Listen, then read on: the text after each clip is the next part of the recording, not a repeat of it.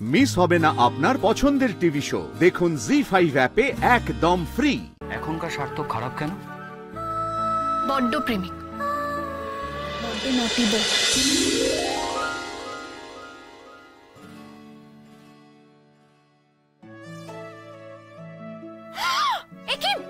তুমি এখানে কি করছো? একদম কাছে আসবে না, কাছে আসবে না। আমার কি করছো তুমি?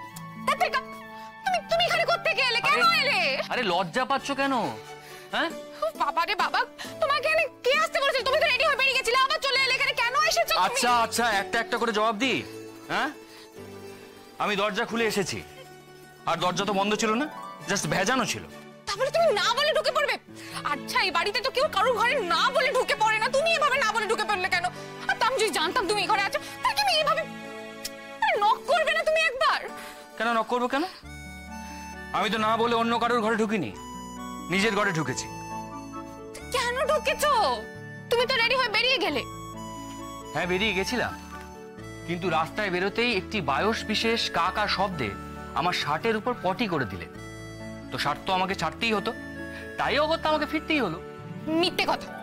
তুমি তুমি ইচ্ছে করে আমাকে আমাকে তোমাকে কি লুকিয়ে দেখছি? মুঝে হক হ্যায়, লুকিয়ে দেখবো কেন? আর ওই দেখো শার্টটা এখানে পড়ে আছে, এনে দেখাবো। কি সুন্দর কালারফুল পটি করেছে কাকটা এই শার্টটাতে। হ্যাঁ, না না না না, আমি ওসব দেখতে চাই না। আরে দেখো না, তোমার সন্দেহ নিরসন ঘটা দরকার। এই দেখো, বলছি আমি দেখতে চাই না। তুমি বেরো তো, তোমার তো চেঞ্জ করা হয়ে গেছে, আমাকেও রেডি হয়ে বেরোতে হবে। রেডি হয়ে নাও। মানে? রেডি হয়ে নাও। আমি রেডি হয়ে নেবো? আর তুমি দরজা লাগাচ্ছ কেন? তুমি না অদ্ভুত বাড়ি হয়ে গেছো, পাগল হয়ে গেছো। সব লাগছে সব তা গেছি। প্রথম ক্লাসটা ফাঁকি দিতে ইচ্ছে করছে। সার্থক স্যার নিজের বউকে এসব কথা বলে শুনলে তার ক্লাসের একটাও স্টুডেন্ট বাঁচবে না। কেন?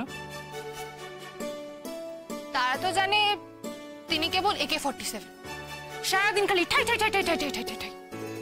তা কোন সার্থক ভালো, সেইটা না এইটা?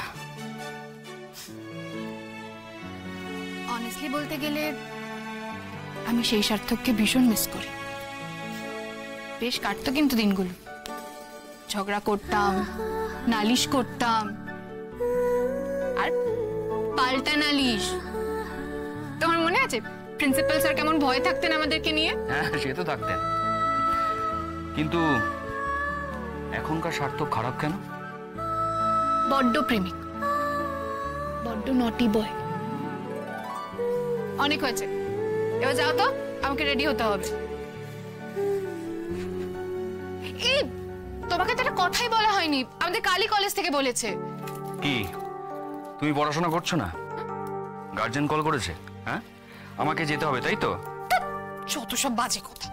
মোটেই না, বলেছে নেক্সট উইক আমাদের কলেজ থেকে একটা মেডিকেল ক্যাম্প হবে, সেখানে আমিও আছি, আমাকেও যেতে হবে। আচ্ছা, কোথায় হবে সেই ক্যাম্পটা? জায়গাটা এখনো বলেনি, তবে জানিয়ে দেবে। আমি তোমাকে জানিয়ে রাখলাম, নেক্সট উইকে 3 দিনের জন্য আমি থাকছি না। আচ্ছা, আমিও যদি যাই? কেন? তুমি যাবে কোন আনন্দে? কেন না যাওয়ার কি হয়েছে? আরে বাবা, আমিও তো ডক্টর, যেতেই পারি। আর তার সাথে আমাদের হানিমুনটাও যদি হয়ে যায়, মানে দুদিকটাই বজায় থাকবে।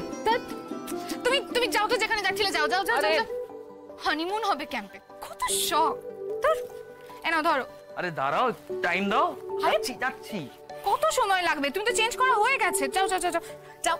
বিকেলে দিদিভাইয়ের কাছে যাবো, সেটা মনে থাকে জানো। আর দুপুরবেলা অনির্বাণদার সাথে ডক্টর ব্যানার্জির কাছে যাবো। ওকে ম্যাডাম, মনে থাকবে। Tata, bye bye. টাটা, যাও।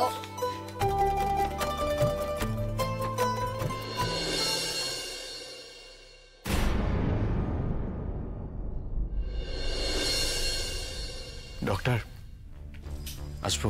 আসুন মিস্টার সেন, বসুন। রায়পুর্ণা কেমন আছেন? সেটা তো আপনি বলবেন ডক্টর। ওর রিপোর্টসগুলো নিয়ে এসেছি, আপনি একবার দেখুন প্লিজ। আমি তো ওর মেডিকেল হেলথটা বলবো, বাকিটা কেমন আছে? ও খুশি আছে তো? প্রবলেমসগুলো কমেছে? বলছে তো কমেছে, এবার সেটা সত্যি বলছে কিনা বুঝতে পারছি না। মানে আমার কাছে লুকোনোর জন্য বলছে কিনা কে জানে। ও যে কি অসম্ভব একটা জেদি মেয়ে সেটা তো আপনারা দেখলেনি কদিনে। শুনলো না কারোর কথা, আপনার কথা, ওদের কথা, আমার কথা, কারোর কথা শুনলো না। নিজের যেটা ঠিক মনে হলো সেটাই করলো। ইনফ্যাক্ট ও যে কতটা চাপা সেটা তো সবাই জানে। সবকিছু চেপে রেখে কিচ্ছু বলবে না মুখ ফুটে। দেখুন, আমাদের এবার পরবর্তী স্টেপ নিয়ে ভাবতে হবে। রায়পূর্ণা একটা ডিসিশন নিয়েছেন, এবার ওর ডিসিশন ধরেই আমাদের কিন্তু এগোতে হবে। কতটা রিস্ক হতে পারে ডক্টর? আই মিন এই লাস্ট রিপোর্টগুলো কি দেখছেন? মানে ভালো কিছু দেখলেন নাকি সেই একই রকম রয়ে গেছে? রাইট, দেখুন মিস্টার সেন, এত তাড়াতাড়ি কোনো ইমপ্রুভমেন্ট হয় না। আমরা শুধু আমাদের মতো করে চেষ্টা করতে পারি। এবার আমাদের দেখতে হবে যে ইমপ্রুভ করছে নাকি আরও স্লিপ করছে। মিস্টার সেন, আপনাকে শুধু কয়েকটা জিনিস মাথার মধ্যে পাখি পড়ার মতো করে ঢুকিয়ে রাখতে হবে। ডক্টর আমাকে একটা কথা বলবেন প্লিজ। রায়ের কিছু হবে না তো? রায় বেঁচে থাকবে তো? আসলে ওর সামনে না এখন কোনো রকম দুশ্চিন্তা নিয়ে যাওয়া যায় না। ও আমাকে বলে দিয়েছে মনের মধ্যে কোনো রকম দুশ্চিন্তা থাকলে আমার সামনে এসে দাঁড়াবে না তুমি, তাহলে কিন্তু আমি তোমার থেকে অনেক দূরে চলে যাব। এত দূর ভেবে ফেলেছে ও। আমি ইনফ্যাক্ট ওকে এটাও জিজ্ঞাসা করতে পারছি না ও ঠিক আছে কিনা, ওর শরীরে কোনো রকম অস্বস্তি হচ্ছে কিনা, কিছু বলতে পারছি না। ও বলেছে আমি নিজে থেকে তোমাকে বলবো, তুমি আমাকে কিছু জিজ্ঞেস করবে না। আসলে ও আমাদের বেবিকে নিয়ে প্রচন্ড পজিটিভ হয়ে আছে। দেখুন, ওর দিক দিয়েও একদম ঠিক ভেবেছে, ভেরি ম্যাচিওর ভাবনা ভেবেছে। দুশ্চিন্তা নিয়ে ওর কাছে যাওয়া মানে ওকে আরো খাদের দিকে ঠেলে দেওয়া। কাজেই আপনাকে ওর সঙ্গে বাস করতে গেলে কোনো রকম নেগেটিভ থিঙ্কিং নিয়ে ওর সামনে যাওয়া যাবেই না। Be positive. আপনার স্ত্রী এই কন্ডিশনেও যথেষ্ট পজিটিভ আছেন, আপনাকেও কিন্তু তাই থাকতে হবে। দেখুন, আমরা কিন্তু একবারও বলিনি যে ফিটাস টার্মিনেশন ছাড়া আর কোনো পথ নেই, বা টার্মিনেশন না করলে রাই মারা যাবেই। হ্যাঁ, ওর জীবন বিপন্ন হতে পারে এবং অনেকটাই হতে পারে।